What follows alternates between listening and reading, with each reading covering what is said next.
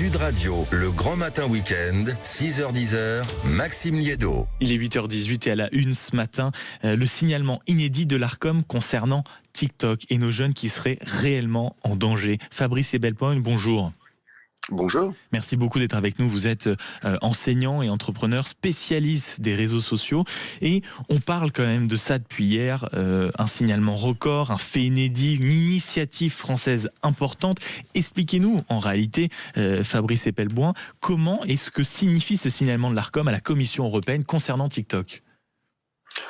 TikTok fait l'objet de toutes les dénonciations pour une raison finalement assez simple. Ce qu'on découvre sur les effets de TikTok n'a rien d'original. On avait déjà découvert ça à travers des fuites internes de Facebook à propos d'Instagram, des effets absolument délétères sur les jeunes gens, notamment les adolescentes. Mais TikTok a cet avantage d'être chinois. Et donc la bataille géopolitique est plus simple que celle qui nous oppose sur des sujets tout à fait similaires comme Twitter en ce moment même, celle qui nous oppose aux Américains. Et donc, TikTok peut être plus facilement désigné comme l'affreux méchant et faire l'objet d'une multitude de plaintes. Alors d'autant plus que c'est une application qui concerne essentiellement les jeunes, et donc les adultes se soucient assez peu d'une éventuelle censure, comme c'est le cas typiquement avec Twitter. Ce rapport a été basé sur un phénomène qui s'appelle le phénomène SkinnyTok. C'est quoi exactement ce phénomène SkinnyTok? Expliquez-le pour ceux qui nous écoutent, même si on a des indices. Là encore, c'est un copier-coller d'un phénomène qu'on avait découvert à propos d'Instagram il y a de ça plus de 6 ans, à travers là encore des documents internes de Facebook, et qui concerne une espèce de mode de l'anorexie qui se répand notamment à travers les adolescentes, à travers des effets de rivalité, de qui sera la plus maigre, la maigreur étant assimilée à des critères de beauté. C'est exactement ce qu'on reprochait à Instagram, mais de façon moins virulente, il y a 6 ou 7 ans. Les mineurs représentent 16% des utilisateurs de la plateforme. Ils y passent en moyenne, ce chiffre est considérable, 28 heures par mois. Et sur ce phénomène que vous décrivez d'apologie de la maigreur, voire de l'anorexie, c'est plus de 3000 conteneurs créateurs de contenu qui l'ont relayé. C'est plus de 100 millions de vues, 9,5 millions de likes. Est-ce qu'on peut dire là que TikTok est clairement en infraction pour avoir laissé prospérer ce phénomène volontairement ? Il faut relativiser tous ces chiffres. On a affaire à des plateformes mondiales qui touchent la terre entière, avec des milliards d'utilisateurs.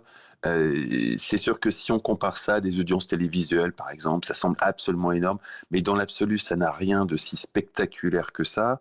Typiquement, la consommation qui est de 30 heures par mois, grosso modo, des enfants, les études scientifiques qui essayent d'analyser les effets délétères de ces technologies sur nos enfants montrent que en dessous de 2 heures et demie d'utilisation par jour des réseaux sociaux, les risques sont difficilement mesurables. Donc 30 heures par mois, on est encore dans le domaine du raisonnable. Évidemment, si vous cumulez avec du Facebook, de l'Instagram et autre chose, on peut vite arriver à une dose qui n'est pas raisonnable. Mais il n'y a rien de si phénoménal dans ces mesures quand on prend en compte la dimension mondiale. Rappelons que des plateformes comme Facebook ont plus de 2 milliards d'utilisateurs. Donc il faut en rien comparer ça à des audiences télé ou quoi que ce soit qu'on connaît jusqu'ici. Un peu de raison et un peu, une fois plus, de relativisme un tout petit peu quand on évoque ces chiffres. Une dernière question quand même, Fabrice Ebelpoint. Est-ce que ça veut dire qu'on se dirige dans les semaines, dans les mois qui arrivent vers une limitation totale des réseaux sociaux? On parle souvent d'une interdiction à partir de 16 ans ou même d'éveil numérique, c'est-à-dire qu'à partir de 22h jusqu'à 7h du matin, hop là, on coupe la connexion. Est-ce que pour vous ce serait envisageable? Est-ce que c'est crédible? Est-ce que ça peut arriver en France? C'est parfaitement crédible. On se dirige au-delà du problème spécifique des adolescents vers une censure beaucoup plus sévère des réseaux sociaux. On le voit à travers différentes affaires, notamment celle qui est arrivée hier à propos de Twitter. Il y a un rapport de force qui s'établit, qui est très dur et qui est un rapport de force, j'insiste, non pas entre l'Europe ou l'un des pays européens et les plateformes, mais entre l'Europe et les États-Unis. Un rapport de force qui va être particulièrement dur. Hier, le vice-président J.D. Vance s'est prononcé en dénonçant l'amende record que venait de se voir infliger Twitter.